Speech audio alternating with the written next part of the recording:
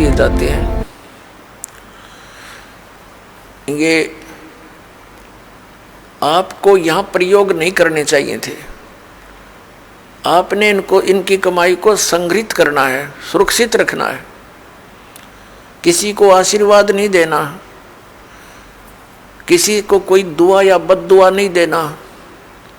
बद्दुआ दोगे तो भी आपकी पुण्य अक्षीण होंगे, और किसी को आशीर्वाद दोगे तो भी आपके भक्ति कमाई समाप्त होगी, खर्च होगी। अब जैसे कोई एक पहिए से, एक टायर से हवा और दूसरे टायर में भरे, वो कितना बुद्धिमान है। दोनों कंडम, वो युद्ध है इसका। ये बुद्धिमान व्यक्ति ऐसे काम करता है, उसको सलाह देगा भाई यहाँ से जाइए, वहाँ आगे एक हवा भरने का यंत्र है, आप वहाँ से हवा भराइए, दोनों का काम चले। तो इस प्रकार हम अगर आशीर्वाद दे देते हैं तो हमारी पूंजी नष्ट हो जाती है, मैं भक्ति। अब ना उसको लाभ, उसको थोड़ा सा लाभ उसको होगा, और आप यहीं रह गए, दोनों चौड़ चपट, क्या फायदा। तो इस प्रकार हमने अपने बच्चों को, भाई बहन, माता पिता, सबको, संबंधित जितने मित्र हैं या वैसे भी कोई, एक सद्भावना पूर्वक सबसे प्रार्थना करनी चाहिए कि आप भी दीक्षा लो और अपनी हवा आप भरो। जैसे एक पंप दे दिया जाता है साइकिल में हवा भरने का, तो सब ले लो पंप और अपनी भरो हवा, जब जरूरत पड़े फुल करो और चलो गाड़ी पर, सवारी पर। तो कहने का भाव ये है कि इसी प्रकार ये गुरुदेव जी से दीक्षा लेकर के आप स्वयं अपने भक्ति मंत्र के जाप साधना के द्वारा अपने टायर में हवा स्वयं भरो और फिर चलो।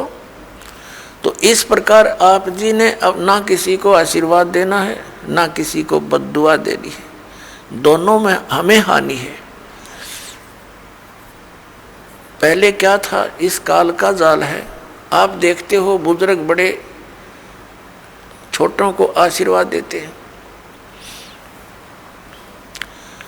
और बड़े उनके चरण छूते हैं, क्योंकि पहले जो एक आपने देखा होगा एक पाग सिस्टम है। पाग जैसे पिता की मृत्यु के उपरांत बड़े पुत्र को एक पाग बांधी जाती थी, पगड़ी,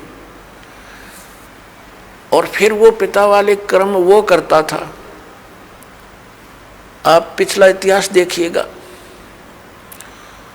तो उसमें क्या होता है कि वो आशीर्वाद देने वाला अपनी पूंजी नष्ट करता है और उनको आशीर्वाद देता है। जैसे आपने देखा होगा एक पुत्र वधू अपनी सास के पैर दबाती है, या किसी और बड़ी बूढ़ी के उसके पास बैठी है उसके पैर छूती है, वो उसको दुआ देती है, पुत्रवती हो, तेरे बेटे हो, पुतों फड़िए दूध दो, नहाइए, इस तरह के देते हैं।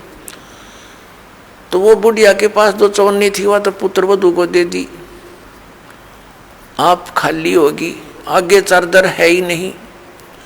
तो इस प्रकार हमने अपनी इस भक्ति को बर्बाद नहीं करना है, ना किसी पुत्र वधू को आशीर्वाद देना है।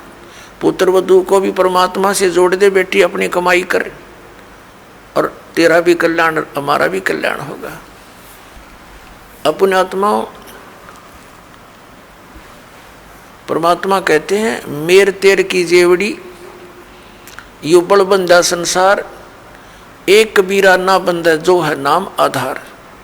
जिसने नाम प्राप्त हो गया, परमात्मा को आधार मानकर चल रहा है, वो इस संसार की मेर तेर की जेवड़ी में बंधा नहीं गा।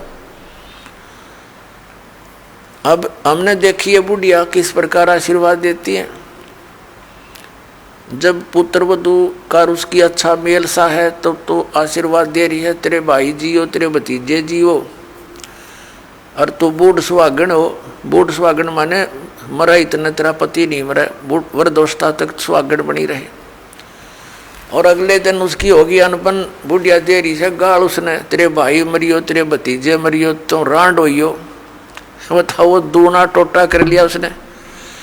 पहले तो आशीर्वाद देकर खोई, फिर उसने बद्दुआ देकर भक्ति खोई। तो ये कोई बात हुई?